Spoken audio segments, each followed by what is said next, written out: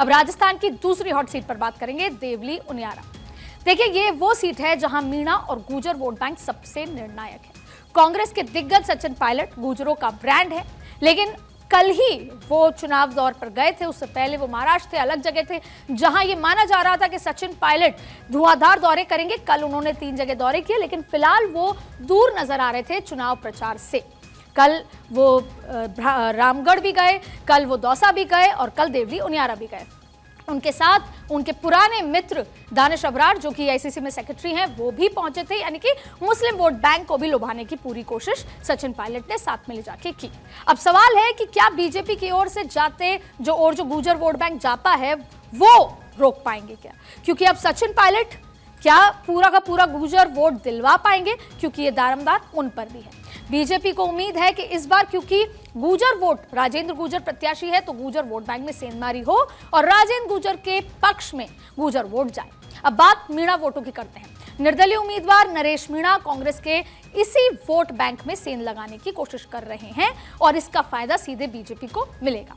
युवा वोटर्स के जरिए नरेश मीणा राजनीति की सीढ़ियां चढ़ना चाहते हैं और ऐसे में अब कांग्रेस से नाराज बैठे नमो नारायण मीणा, जो चाहते थे कि हरीश मीणा उनके नाम की वकालत करें और उनको सीट मिले, टिकट मिले, लेकिन नहीं मिली, तो अब वो अंदरूनी नाराज हैं। उनका रुख क्या होगा, ये कांग्रेस के लिए बहुत महत्वपूर्ण है। नमो नारायण मीणा भी अंदरूनी नाराजगी उनकी चल रही है, उनके समर्थकों की भी चल रही है, जो कांग्रेस के लिए भारी पड़ सकता है। अब इस सिक्के के पहलू दूसरा भी है। क्यों है? क्योंकि दूसरा पहलू यह है कि जितनी अंदर भीतर का कांग्रेस की है, उतनी ही स्थिति बीजेपी की भी खराब है देवली उनियारा में। इतना आसान नहीं होगा चुनाव जीतना। क्यों? ये 3 महत्वपूर्ण नाम सुन लीजिए आप। प्रभुलाल सैनी, अलका गुर्जर और विजय बैंसला फैक्टर। ये तीनों कहीं ना कहीं इतने ज्यादा खुश बीजेपी से नजर नहीं आ रहे और इन तीनों फैक्टर ये बीजेपी के लिए बहुत महत्वपूर्ण है चुनाव जीतने या चुनाव हारने के लिए। अब बात हम करेंगे देवली उनियारा सीट पर। बीजेपी, जैसे हम बात देवली उनियारा की कर रहे हैं, बीजेपी काफी बढ़त में है।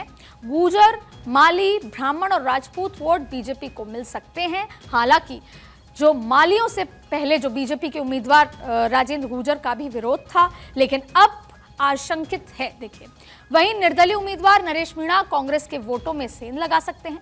मीणा वोट अंतिम समय में लामबंद होकर कांग्रेस के साथ जाने की तैयारी में है।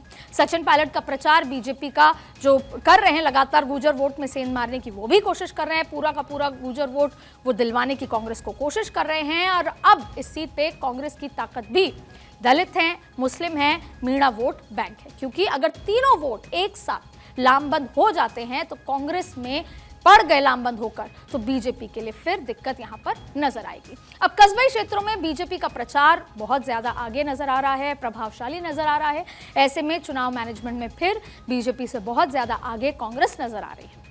बीजेपी उम्मीदवार राजेंद्र गुर्जर की पुरानी सक्रियता यहां प्लस पॉइंट है और नमो नारायण मीणा की अंदरूनी नाराजगी कांग्रेस को नुकसान दे सकती है। ऐसे में यहां बीजेपी कांग्रेस अगर बात करें तो 50-50 यानी कांटे की टक्कर यहां नजर आ रही है।